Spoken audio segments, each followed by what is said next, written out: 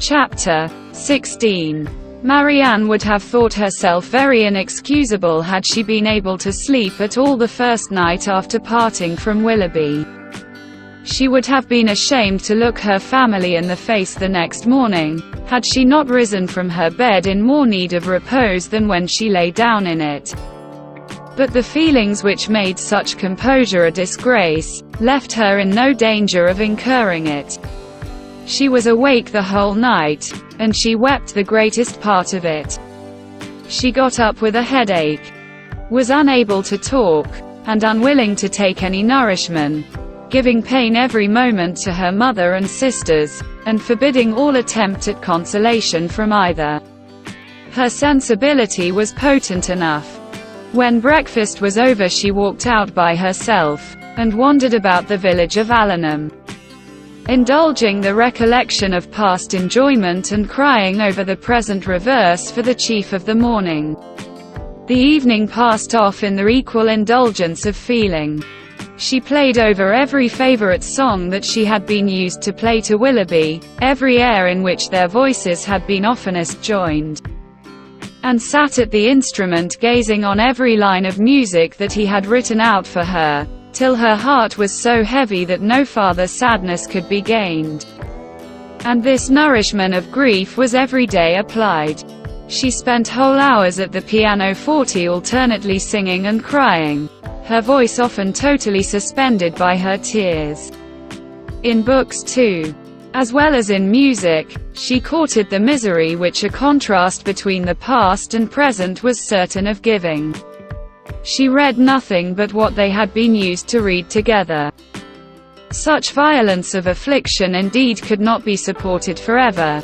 It sunk within a few days into a calmer melancholy.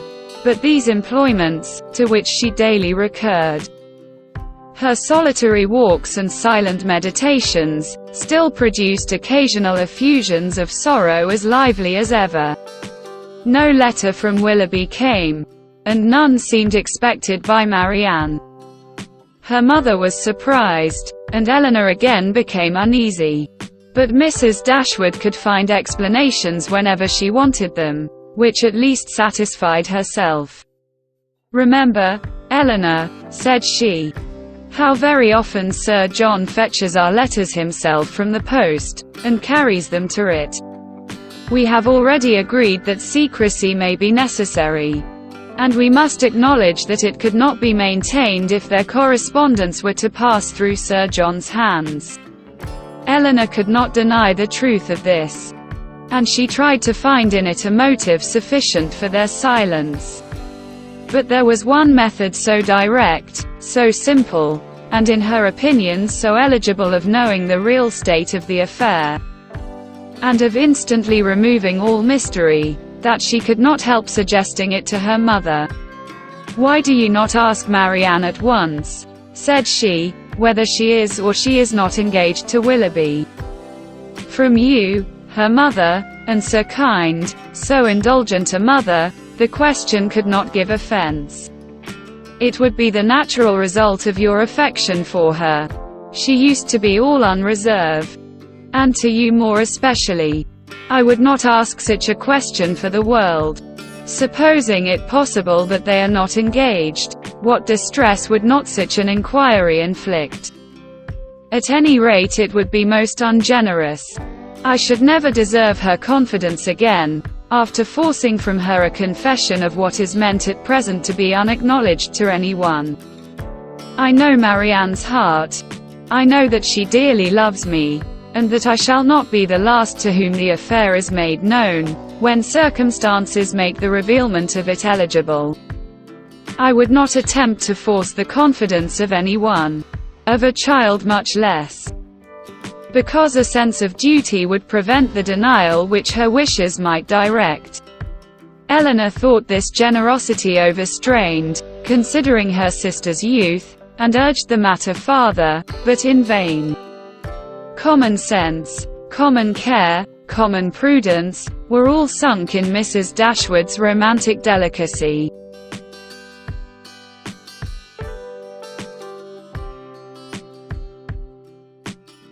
was several days before Willoughby's name was mentioned before Marianne by any of her family. Sir John and Mrs. Jennings, indeed, were not so nice. Their witticisms added pain to many a painful hour. But one evening, Mrs. Dashwood, accidentally taking up a volume of Shakespeare, exclaimed, "We have never finished Hamlet." Marianne: "Our dear Willoughby went away before we could get through it. We will put it by that when he comes again. But it may be months, perhaps, before that happens." "Months?" cried Marianne, with strong surprise. "No, nor many weeks." Mrs. Dashwood was sorry for what she had said, but it gave Eleanor pleasure, as it produced a reply from Marianne so expressive of confidence in Willoughby and knowledge of his intentions. One morning, about a week after his leaving the country, Marianne was prevailed on to join her sisters in their usual walk, instead of wandering away by herself. Hitherto she had carefully avoided every companion in her rambles. If her sisters intended to walk on the downs, she directly stole away towards the lanes. If they talked of the valley, she was as speedy in climbing the hills, and could never be found when the others set off. But at length she was secured by the exertions of Eleanor, who greatly disapproved such continual seclusion. They walked along the road through the valley, and chiefly in silence, for Marianne's mind could not be controlled, and Eleanor, satisfied with gaining one point, would not then attempt more. Beyond the entrance of the valley, where the country, though still rich, was less wild and more open, a long stretch of the road which they had travelled on first coming to Barton, lay before them. And on reaching that point, they stopped to look around them, and examine a prospect which formed the distance of their view from the cottage, from a spot which they had never happened to reach in any of their walks before. Amongst the objects in the scene, they soon discovered an animated one. It was a man on horseback riding towards them. In a few minutes they could distinguish him to be a gentleman, and in a moment afterwards Marianne rapturously exclaimed, "It is he! It is indeed! I know it is!" and was hastening to meet him, when Eleanor cried out, "Indeed, Marianne, I think you are mistaken. It is not Willoughby. The person is not tall enough for him, and has not his air." He has," cried Marianne. "I am sure he has. His air, his coat, his horse.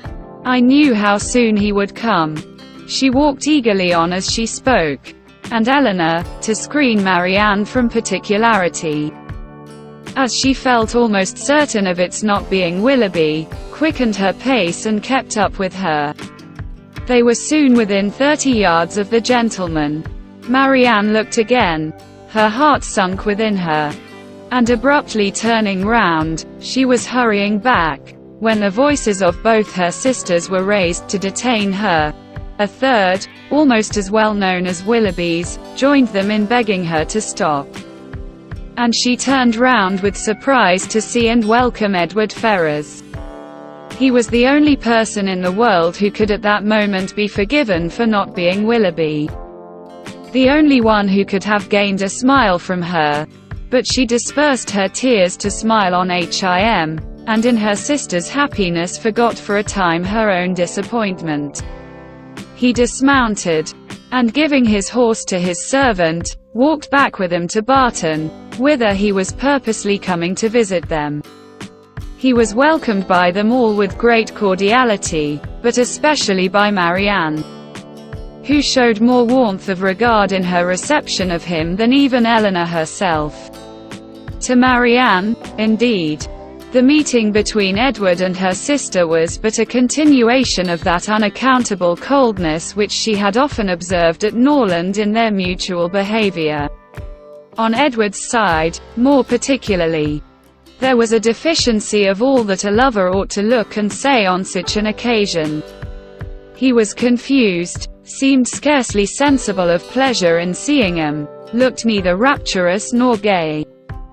said little but what was forced from him by questions, and distinguished Eleanor by no mark of affection. Marianne saw and listened with increasing surprise. She began almost to feel a dislike of Edward. And it ended, as every feeling must end with her, by carrying back her thoughts to Willoughby, whose manners formed a contrast sufficiently striking to those of his brother-elect.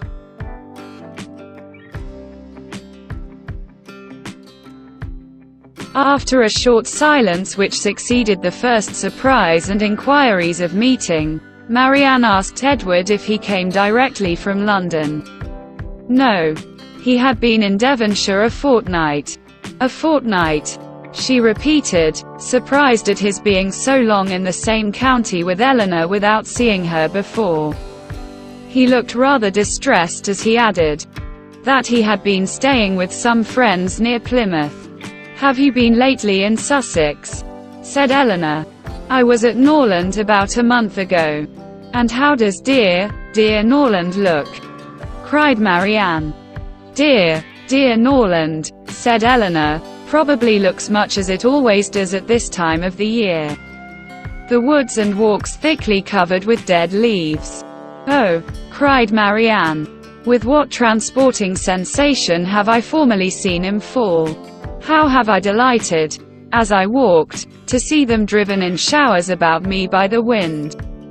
What feelings have they, the season, the air altogether inspired! Now there is no one to regard them. They are seen only as a nuisance, swept hastily off, and driven as much as possible from the sight." "It is not every one," said Eleanor, "who has your passion for dead leaves." "No. My feelings are not often shared, not often understood. But sometimes they are." As she said this, she sunk into a reverie for a few moments. But rousing herself again, "Now, Edward," said she, calling his attention to the prospect, "here is Barton Valley. Look up to it, and be tranquil if you can. Look at those hills. Did you ever see their equals? To the left is Barton Park, amongst those woods and plantations. You may see the end of the house.